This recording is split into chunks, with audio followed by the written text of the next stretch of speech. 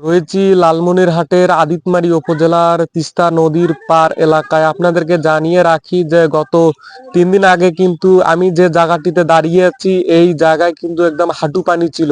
এটি কিন্তু একটি গ্রামীণ সড়ক। এই সড়কে প্রায় 1000 লোক কিন্তু চলাচল করে। আমি যদি আরো একটু আপনাদেরকে জানিয়ে রাখি যে গত 3 দিন আগে কিন্তু বেশ কিছু নিম্নাঞ্চল প্লাবিত হয়েছিল। এখন কিন্তু বর্তমান ওই এলাকাগুলোতে কিন্তু পানি নেই।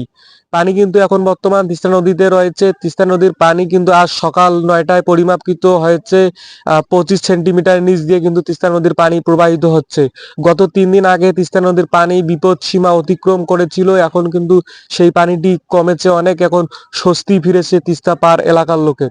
আমরা তিস্তা নদীর পার এলাকার লোকের সঙ্গে কথা বলেছি, তারা আমাদেরকে যেমনটি জানিয়েছে যে তারা কোনো ত্রাণ চায় না, তারা তাদের দাবি একটাই, তারা তিস্তা মহাপরিকল্পনা বাস্তবায়ন চায়।